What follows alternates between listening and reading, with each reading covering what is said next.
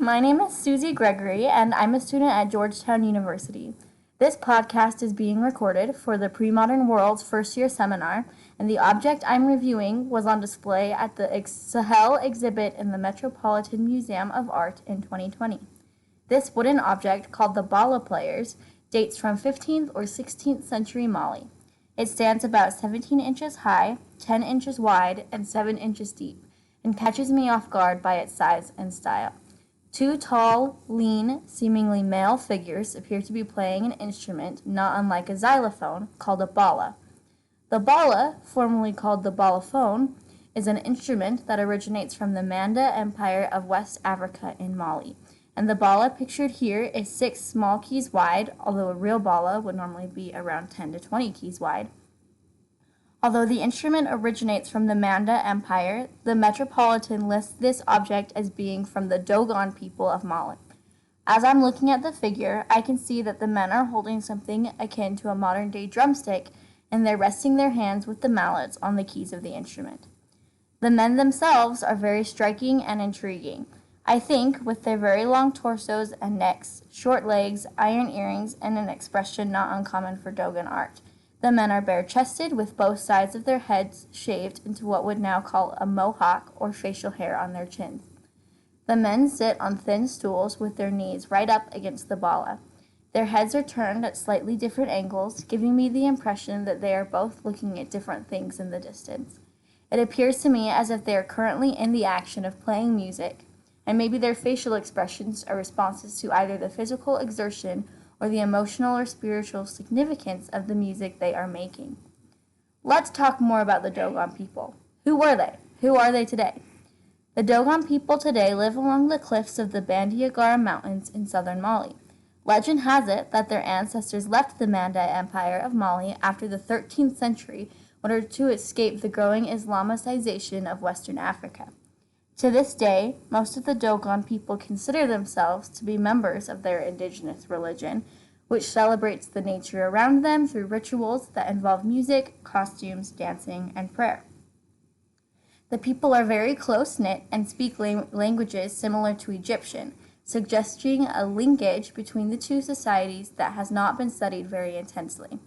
When the Dogons left the Mande Empire, they probably took with them the tradition of using the balaphone in their worship, although today the balaphone is used much more often in Mande culture than in Dogon society.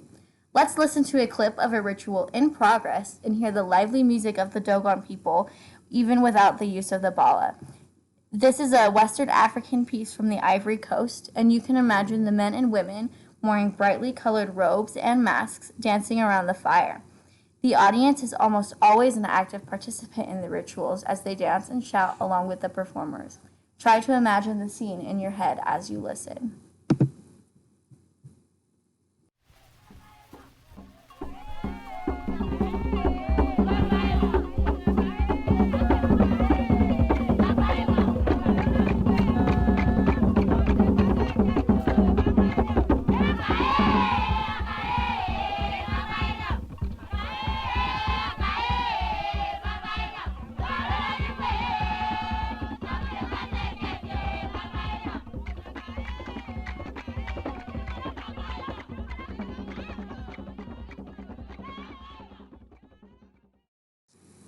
As we talked about earlier, the balaphone is primarily a Mande instrument, and the focus of my research will now shift to Mande culture and its use of the bala.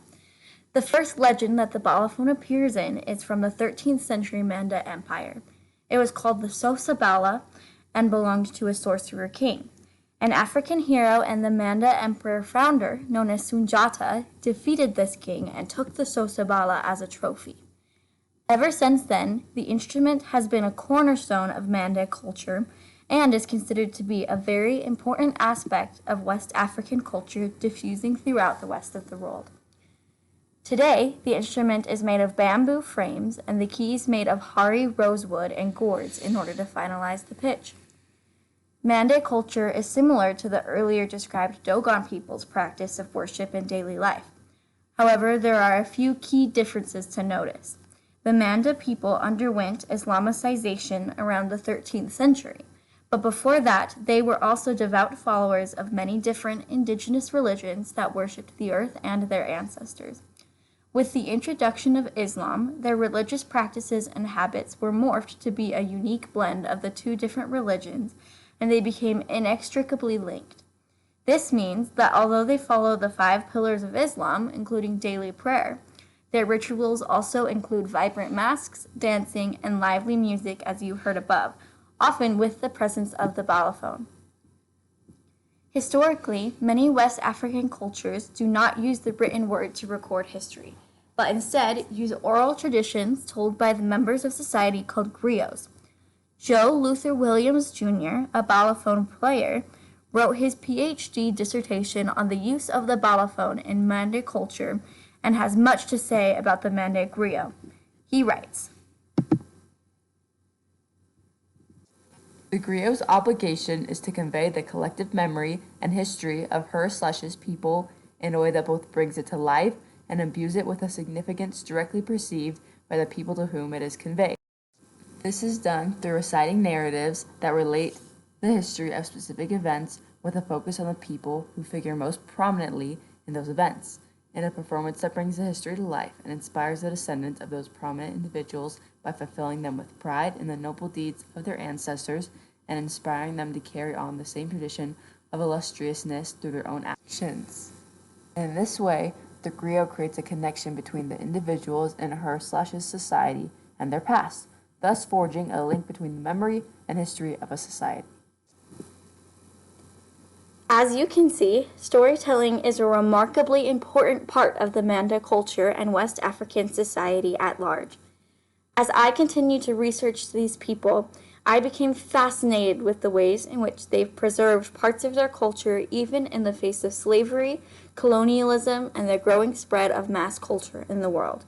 Let's visit our attention to 2 sources: researching worship practices of West Africa while under French occupation, and researching worship practices of West African slaves transported to the U.S. during the Atlantic slave trade.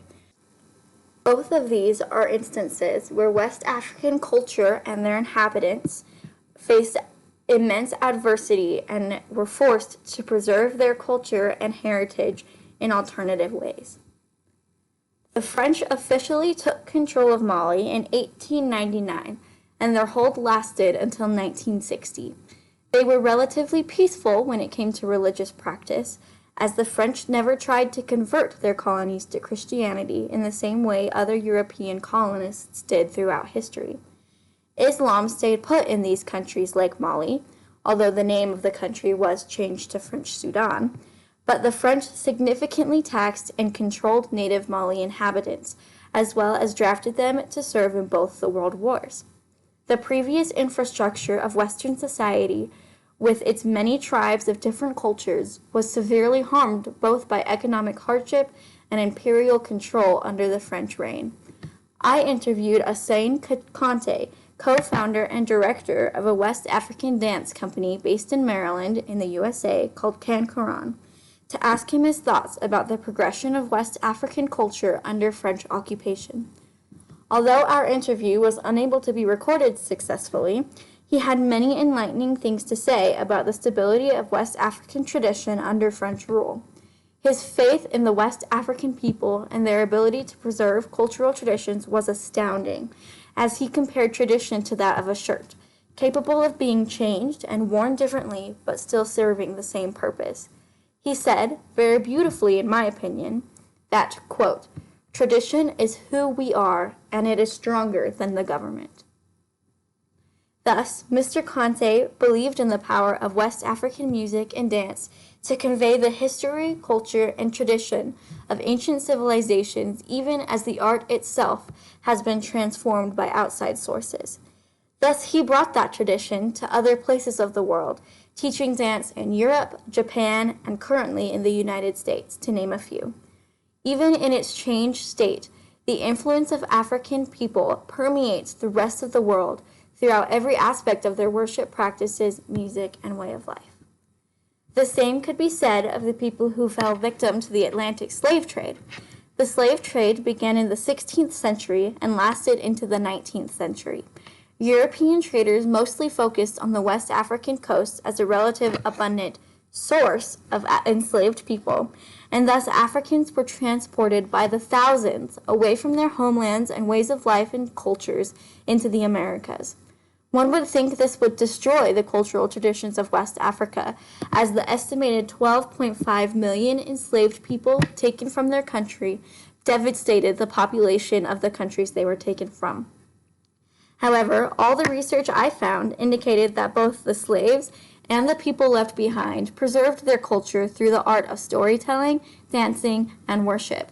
Even as enslaved people were converted to Christianity in places like North America, the legacy of their ancestors' traditions remained in their worship habits. West African culture persists, just like Mr. Conte said in our interview, because tradition becomes who we are as people, and that cannot be taken away no matter the amount of force, violence, or strife inflicted upon us. Tradition is humanity, and it persists throughout space and time in the form of art, music, and stories. The Bala player's statue is just one object, and yet it communicates to its audience centuries of tradition and culture of a people that have been captured, colonized, and ignored, and yet continue to flourish in all corners of the world. Thank you everyone for listening, and have a great day.